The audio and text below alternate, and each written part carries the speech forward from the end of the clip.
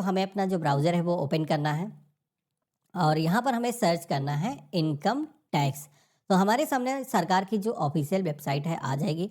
वैसे इसका जो लिंक है हमने वीडियो के डिस्क्रिप्शन में और आपको पिन कमेंट के अंदर भी दे रखा है, जहाँ से भी आप डायरेक्टली इस पोर्टल पर आ सकते हो। अब यहाँ पर जैसे कि हमें अपने पैन कार्ड को आधार से लिंक करना है, तो क्विक लिंक के सेक्शन में एक ऑप्शन दिखेगा लिंक आधार स्टेटस का, साथ ही में लिंक आधार का। तो यहाँ पर बहुत सारे लोग क्या करते हैं कि पहले लिंक आधार के ऑप्शन पे ही क्लिक करके लिंक करते हैं, लेकिन मैं बता दूं कि कुछ लोगों के जो पैन कार्ड है वो आधार से पहले से लिंक होते हैं, तो पूरा प्रोसेस आपको कंप्लीट करने की ज़रूरत नहीं होती। पहले आपको वेरीफाई कर लेना है। इसके लिए लिंक आधार स्टेटस की टैब पे हम क्लिक करेंगे। अगला पेज आएगा जहाँ पर हमें अपना पैन नंबर दर्ज करना है और इसी के साथ में अपना आधार नंबर यहाँ पर हम दर्ज करेंगे और इसके बाद में व्यू लिंक आधार स्टेटस की टैब पे हम क्लिक करेंगे तो हमारे सामने एक मैसेज आएगा, जैसे कि मेरे केस में देखोगे, PAN not linked with Aadhaar, please click on link Aadhaar link to link your Aadhaar with PAN.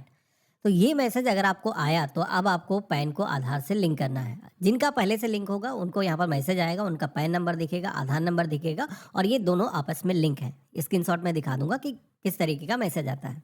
तो यहाँ पर जैसे कि हमें लिंक करना है तो एक तो ऑप्शन यहीं पर मिल जाता है लिंक आधार का, ब्लू कलर का जो दिख रहा है, इस पर क्लिक करके आप आगे पेज पर जा सकते हो या फिर होम पेज से लिंक आधार के ऑप्शन पर आ सकते हो। दोनों ही जगहों से एक ही जगह पहुँचोगे।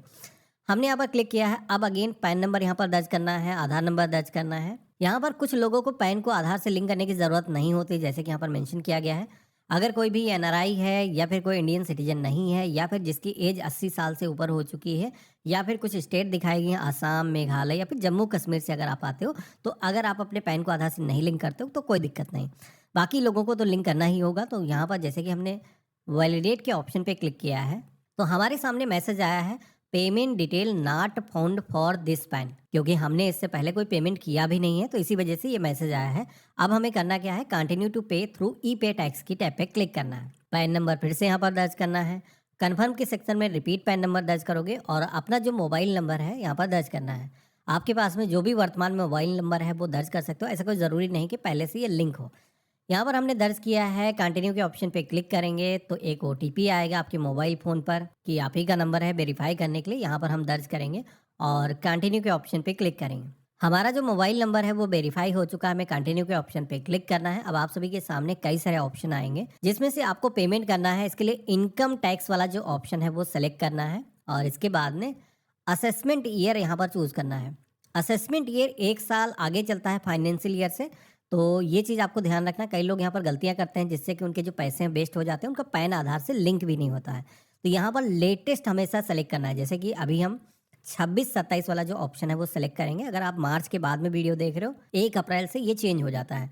तो जैसे कि हमने 26-27 सेलेक्ट किया है, आप देखोगे कि फाइनेंशियल ईयर यहाँ पर सेलेक्ट होकर के आ चुका है, जो कि है 2025 और 26। तो यहाँ पर पूरी तरीके से सही है। इसके बाद में टाइप ऑफ पेमेंट के सेक्शन में आना है तो आपको यहाँ पर जैसे कि गवर्नमेंट की तरफ से कहा गया था, वैसे तो मल्टीपल ऑप्शन मिलते हैं। यहीं पर इनकम टैक्स का भी पेमेंट किया जाता है, तो हमें नीचे की तरफ आना है। एक ऑप्शन दिखेगा अदर रिसिप्ट का, तो हम इसे सेलेक्ट करेंगे। तो नीचे कुछ ऑप्शन आते हैं कि किस चीज़ का आप पेमेंट करने वाले हो। तो जैसे कि हमने पैन को आधार से लिंक करने के लिए डिले किया है, फी फॉर डिले हमें पे करना है पैन आधार को लिंक करने की, तो इस ऑप्शन पे क्लिक करेंगे और इसके बाद में कंटिन्यू के ऑप्शन पे क्लिक करेंगे। यहाँ पर आपका जो पेमेंट है वो ब्रेकअप कैलकुलेट होकर के आ जाएगा। 1000 रुपये की टोटल फीस का आपको पेमेंट करना है पैन को आधार से लिंक करने की। पहले गवर्नमेंट फ्री में कर रही थी, बहुत सारे लोगों ने कर लिया था, कुछ लोग नहीं कर पाए थे, 500 रुपये लिए गए। अब टोटल 1000 रुपये आपको देने होंगे अगर आपको अपने पैन कार्ड को बचाना है। तो पेमेंट करने के लिए हम कंटिन्यू के ऑप्शन पे क्लिक करेंगे। आप सभी के सामने पेमेंट करने के मल्टीपल मेथड आ जाएंगे। आप net banking, debit card, UPI, कई सारे मेथड के जरिए पेमेंट कर सकते हो। तो आप यहाँ पर डेबिट कार्ड के ऑप्शन पे क्लिक करोगे तो जिस भी बैंक का डेबिट कार्ड है डायरेक्टली यहाँ पर पेमेंट कर सकते हो, लेकिन छोटा सा पेमेंट है। हम चाहेंगे यहाँ पर जो पेमेंट गेटवे होता है जिसमें कि हम किसी भी बैंक से पेमेंट कर पाएँ, हम इनमें से सेलेक्ट करेंगे। अब यहाँ पर कई सारे बैंक आपको दिखेंगे। कोई बहुत सारे लोगों को लगता है कि इन बैंक के अंदर आपका खाता होना चाहिए, तो देखो दोस्तों ऐसा नहीं है। आपका खाता इन बैंक के अंदर भले ना हो लेकिन पेमेंट आप कर पाओगे। तो यहाँ पर वैसे तो कई सारे बैंक दिखेंगे, लेकिन सबसे फास्ट जो चलता है जिसमें एरर नहीं आता है, एक तो है यहाँ पर केनरा बैंक और फेडरल बैंक। इसके अलावा अदर के ऑप्शन पे क्लिक करोगे तो यहाँ पर भी कुछ बैंक दिखेंगे और एक्सिस बैंक। तो यहाँ पर जैसे कि हम एक्सिस बैंक को ही सेलेक्ट कर लेते हैं और कंटिन्यू के ऑप्शन पे क्लिक करेंगे। अब यहाँ पर पेमेंट करने के लिए पे नाउ के ऑप्शन पे क्लिक करेंगे। तो आप बैंक की वेबसाइट पर आ जाओगे, जहाँ पर 1000 रुपये की फ़ीस जो आप पेमेंट करने वाले हो, चालान डिटेल जनरेट होकर के आ जाएँगी। टर्म एंड कंडीशंस को एक्सेप्ट करना है, पेमेंट किस मेथड से करने वाले हो, अगेन यहाँ पर सेलेक्ट करने का ऑप्शन मिलेगा। तो हम यूपीआई के ज़रिए पेमेंट करने वाले हैं, सेलेक्ट करेंगे और पे रेज़र पे वाला जो ऑप्शन दिखता है, हम इसे सेलेक्ट करेंगे। अब इसके बाद में आप सभी के सामने जैसे कि हमने यूपीआई सेलेक्ट किया था, उसके अकॉर्डिंग यहाँ पर ऑप्शन आएँगे, तो हम सेलेक्ट करेंगे। यूपीआई में भी 2-3 मेथड आपको मिल जाते हैं। एक तो यहाँ पर क्यूआर कोड मिलता है, आप चाहो तो एक क्यूआर कोड अपनी मोबाइल एप्लीकेशन के अंदर स्कैन करके वहाँ से पेमेंट कर सकते हो, या फिर अपने गूगल पे, फ़ोनपे की जो यूपीआई आईडी है, वो भी मैनुअली यहाँ पर आप दर्ज कर सकते हो। बाकी अगर आप ये फ़ोन से अपने कर रहे हो, मोबाइल फ़ोन से, तो आप यहाँ पर ये आइकन जो दिख रहे हैं गूगल पे, फ़ोनपे के, इन पे क्लिक करके डायरेक्टली एप्लीकेशन के अंदर जा सकते हो। तो यहाँ पर जैसे कि सबसे आसान तरीका है क्यूआर कोड को स्कैन करना, पेमेंट करना, तो हम इसको स्कैन करेंगे। एक चीज़ ध्यान रखना कि जब भी आप पेमेंट कर रहे हो, पेमेंट करने के बाद में ये जो पेज है, सक्सेस का मैसेज आना चाहिए। आपको इस पेज पर ना ही बैक करना है, ना ही रिलोड करना है, नहीं तो आपको पूरा प्रोसेस फिर से कंप्लीट करना होगा और आपका जो पेमेंट है वो भी फंस सकता है।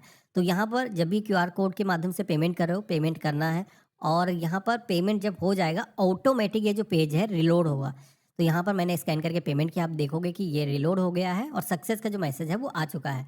पेमेंट करने के बाद में 10 से 15 सेकंड वेट करना पड़ सकता है, तो आपको बने रहना है और आप सभी के सामने सक्सेस का जो मैसेज है आ जाएगा। हमारा जो पेमेंट है वो सफलतापूर्वक हो चुका है। अब पेमेंट होने के बाद में यहाँ पर जैसे मैंने बताया था कि चालान आपका जनरेट होता है, वो चालान आपको यहाँ पर डाउनलोड ज़रूर कर लेना है, क्योंकि इस पर होता है कि बीएसआर कोड, जो कि पैन को आधार से लिंक करने के लिए काफ़ी अहम होता है। तो हम इसे सेव करके अपने फ़ोन में रख लेंगे, या फिर आप स्क्रीनशॉट लेकर के भी अपने पास में रख सकते हो। अब पेमेंट हो गया है, मोस्टली जगहों पे क्या होता है कि पेमेंट करने के बाद में आगे कोई स्टेप करने की ज़रूरत नहीं होती है।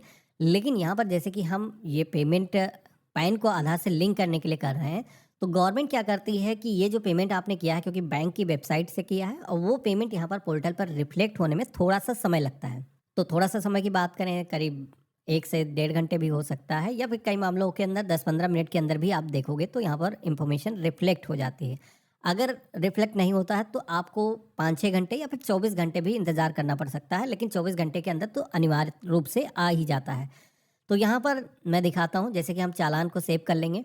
अब इसके बाद में आप सभी को आगे का जो प्रोसेस है वो कैसे कंप्लीट करना है, क्योंकि फ़ीस पेमेंट करने से आपका पैन आधार से लिंक नहीं होता है, उसको लिंक करने की ज़रूरत होती है। तो अगेन होम पेज पर आएँगे और इस बार हम लिंक आधार के ऑप्शन पे क्लिक करेंगे और इसके बाद में हम अपना पैन नंबर, आधार नंबर यहाँ पर दर्ज करेंगे, वैलिडेट के ऑप्शन पे क्लिक करेंगे। तो आप देखोगे कि पहले यहाँ पर हमें मैसेज आ रहा था कि आपका जो पेमेंट डिटेल है वो नहीं मिला है। अभी आप देखोगे कि हमारी जो पेमेंट है वो यहाँ पर रिफ्लेक्ट हो चुकी है। आप सभी को आपका जो बीएसआर कोड हो गया, साथ ही में चालान नंबर, जितना अमाउंट आपने पे किया, वो सारी इन्फॉर्मेशन यहाँ पर दिखाई गई है।